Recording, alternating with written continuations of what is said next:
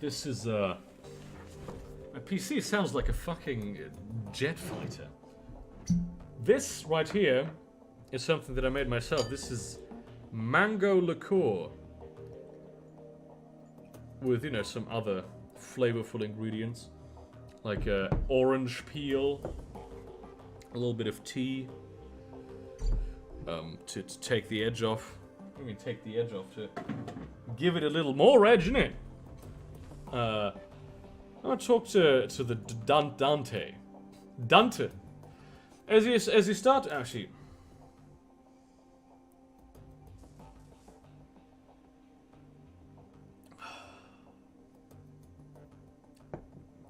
Delicious.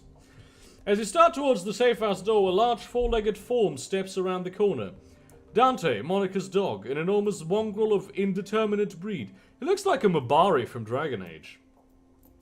A low whimper emerges as he enters the room, head hanging low. Oh shit, Dante! Dietrich shakes his head. Don't worry, boy, we'll look after you. At the sight of Monica's dog, Amsel's eyes well up. He inhales but can't quite catch his breath. You started whimpering about an hour ago, turned into a full-blown howl. Wouldn't stop, kept. He closes his eyes. That's when I realized something bad had happened.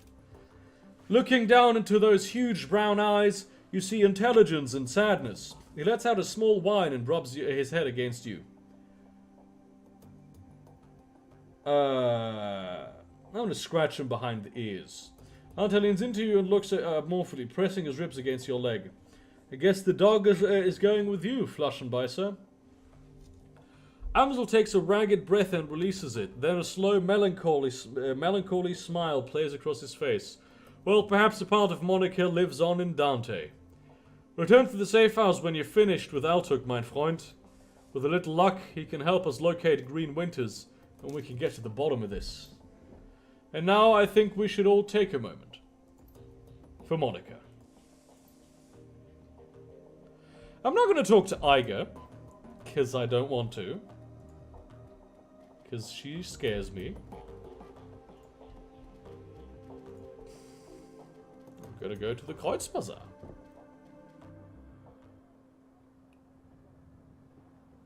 Reine Neugier Import Shop. I like this place, I have to say. I've always liked the Kreuzbazaar. The dwarvish tech vendor smiles at you with a practical ease, her almond eyes twinkling in the glare from a dozen trid screens. She speaks in a clipped, heavily accented German. This is Marlit Hollier. She seems Turkish. I mean, if this is the 2050s, she should be good with her German. I mean, most Turks these days speak German very well. They've been here for 40 years. Welcome to the Data Haven. Can I help you with something? I don't actually need some tech. I'm just browsing, don't mind me. I'm not a tech guy. I know that the place is down here, but, you know. I'm gonna walk around a little bit. What is this? David? Lives in a trailer. A pair of round eyes peer up at you from under the hood of a grime-smeared winter coat. You can recognize him as David, one of the Kreuzbazaar street kids. If you had to guess, you'd place him in his mid-teens, though it's difficult to tell beneath the grime and acne marring his face. Well, I think the acne is a dead giveaway. You've seen him following Monica around between runs, chasing her heels like a lost puppy. She always seemed to have a soft spot for the kid. Yeah, that's what it was. Ahoy, Flaschenbeißer! Have you seen Monica around? I've been... Oh, Jesus. Woo! I've been looking all over for her. Well, we're gonna go edgy and say she's dead. The kid blinks, a blank expression on his face. I'm sorry, kid. We all are. Yeah, look, I think I want to be alone right now. Yeah, I feel you, man. This is Algernon.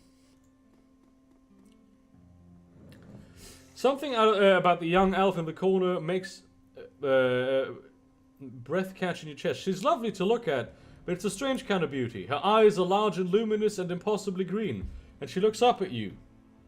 You can see her irises are flecked with iridescent gold. Yeah. She looks doable.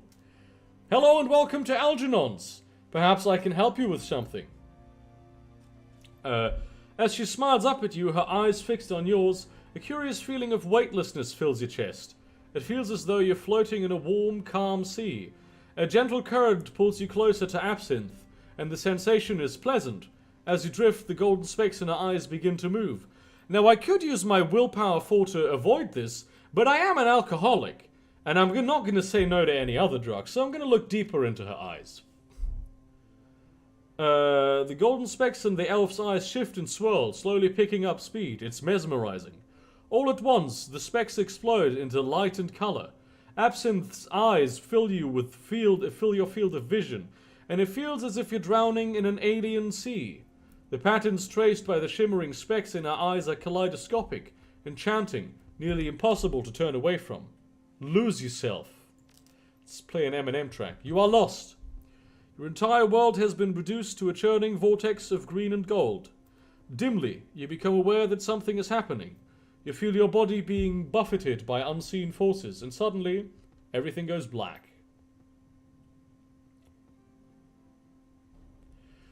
Slowly and painfully, you struggle your way back to consciousness. The shop's owner, Algernon, who is also in Shadowrun Returns at the same time, is peering down at you, an expression of concern on his face. Absinthe stands beside him, her expression one of embarrassment. Welcome back, friend. Algernon extends a hand to help you to your feet. Absinthe shifts slightly to allow you to stand.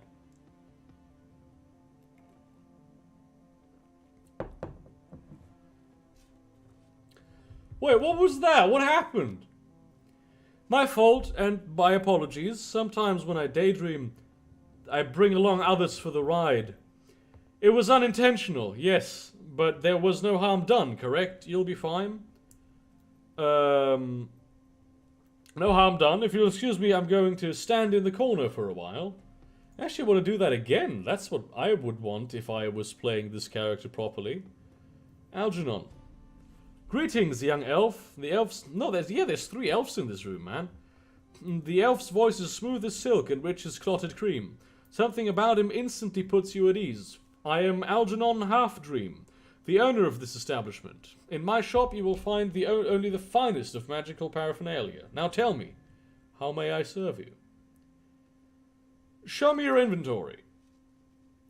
Outfits. Apprentice outfit. Grants +1 willpower and +1 charisma, but it's more like a chi casting thing, isn't it? Oh, so we also have to buy these in addition to just having them? That wasn't the case last time.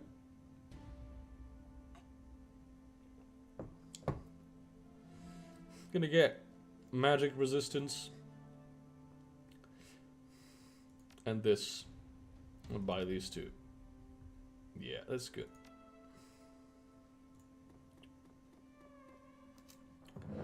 I'm gonna get a coat from someone else, to be honest. I think there was like the military dude is up here, right?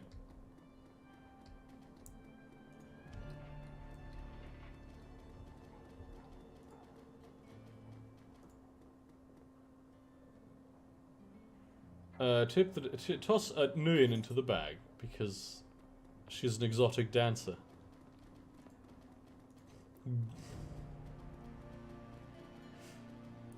The Romani... For a moment there, I just saw the name Gunari Metbach, and I thought, this is a very Romani name, and now, he is Romani. The Romani Patriarch is an impressive figure, an enormous man in his late 60s, burly and broad-chested despite his age.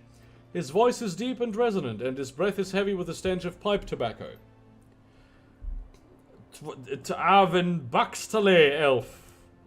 Are you here to conduct some business? If so, I welcome you to Metbach Arms and Ammunition. If not, keep right on walking. Yes, but do you have outfits, though? Yeah, but, like, they're secure armored clothing. Also, I can't afford it, so...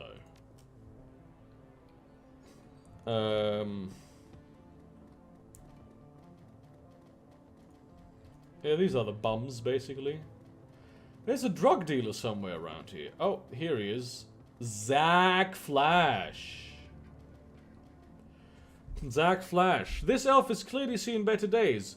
His skin is weathered and emaciated, as though it has been stretched too tightly over his frame. Track marks line the crooks of his arms, and dirty bandages wrap his knuckles. Despite all of this, he seems cheerful enough. The elf fixes his twinkling, bugged-out eyes on yours, and offers you a broad smile. There's a lot of elves in this game. Displaying a set of impossibly white teeth. When he speaks to you, his voice is surprisingly deep. Good Tag, my friend. You were here for some magic? Because Zach Flash... He gestures at himself with a dramatic flourish. Is your magic bad?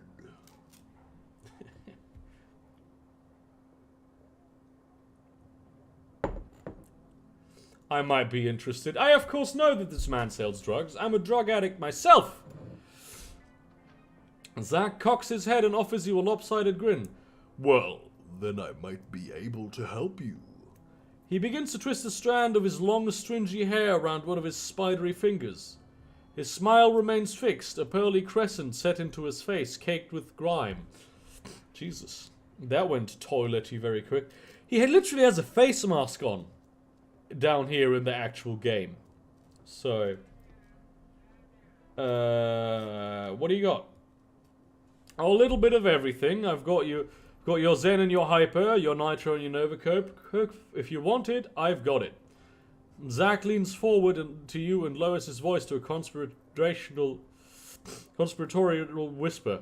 Oh, Jesus. I've even got a special concoction of my own design, but I wouldn't recommend it unless you're serious about getting high. Well. Flash, okay. That's pretty good, though.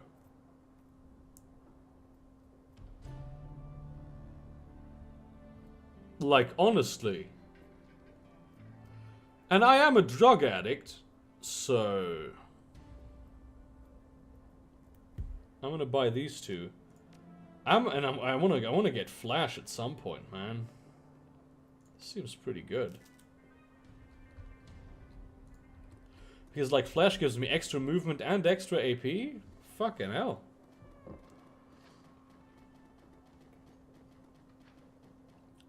Lane, before you stands a troll. Though it is a stretch to say he is standing at all. His great mass is barely held upright by two vintage prosthetic legs, along with a crutch under one arm. There, I don't see a crutch. His body clicks and hums with every shift of his weight. Despite these disabilities, his eyes are sharp and calculating. I know you? There's a question. If you know Monica... Sure I know Monica. You're one of hers then? There's something you should know about Monica. Something happened to her on the run. That's a factual statement, not a question, by the way. I'm afraid so. There have already been whispers. I had a feeling, besides. Monica almost always comes around after a run to check on everybody. She's long overdue, and now here you are in her place. She's either severely wounded or outright dead. Which is it? Dead. The grizzled troll nods grimly. The servos in his prosthetics complain as he lets loose a heavy sigh. Now that is a shame. She was a hell of a runner, that one. And a good friend. I'm Flaschenbeißer, by the way. Good to meet you, Flaschenbeißer. Name's Alexei Lane. Well, what's your place in the Kreuzbazaar? No place, really. Just an old relic, rusting away.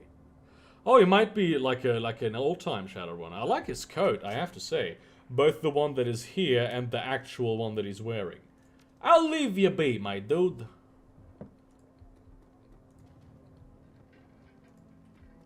Ooh, donations to the soup kitchen have slowed, apparently. But now let's go down here to the actual cafe. Chesve?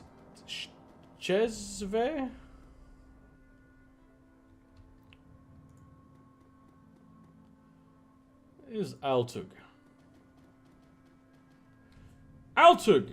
The man behind the counter looks right past you and at the dog following close behind. Dante!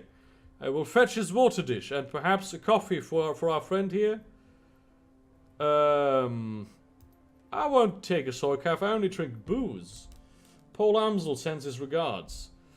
When he hears Amsel's name, the Turk's voice lowers and his accent becomes less exaggerated. His eyes take on a knowing look. Ah, very good. Express to Herr Amsel my appreciation for his patronage. If he needs any more catering jobs seen to in the future, I am always happy to provide. Okay. He tells me you're developing the menu for a friend of his own. Own now. Herr Winters, I believe. I want to hear all about it. Yes, of course. Why, oh wise one. Kami, come. A young woman bustles in from the back room. Her gum chewing is loud enough to hear over the noise of the coffee grinders. Well, you're not really grinding coffee, you're grinding soy. Burak Ghazi spits something out in rapid-fire Turkish. As you wish, uncle. I will see to it right away. That's how humans talk. Kami offers you a shy grin, snaps her gum, and hurries back into the room she came from. My girl Kami is arranging to make contact with the chef as we speak. This will likely take some time. My chef is a busy man. While we wait, I wonder if you would be so kind as to run a small errand for me. A trifle, really. I hate to trouble you. I am embarrassed to even ask, but I would be most appreciative of your help. Okay. What is this trifle? Altuk's voice lowers to nearly a whisper. The errand is simple, hardly worth a view. I've installed a number of data taps to Berlin's fiber optic network. It's part of my civic duty, you understand. These taps permit free matrix access for all who live in the Kreuzbazaar. Say no more, I am a neo-anarchist and I am dedicated to this ideological cause. In order to maintain their, their anonymity, each tap's protocol buffer must be reset every few days. I simply wish for you to check each data tap and reset it. Simple enough. Yes. The simple job, time-consuming and a bit tedious perhaps, but simple. Just reset the taps and come back when you are finished. There should be 3 of them scattered around this neighborhood. The first one is just outside. Look for a metal box with yellow arrows painted on top. By the time you return, I should have the information Mr. Amsler requested. So this mission, if you don't know, is designed to force you to walk around the place. Because they're spread all over the Keats. So you actually get to explore it and you get to get like a feeling of this large area that is actually the game.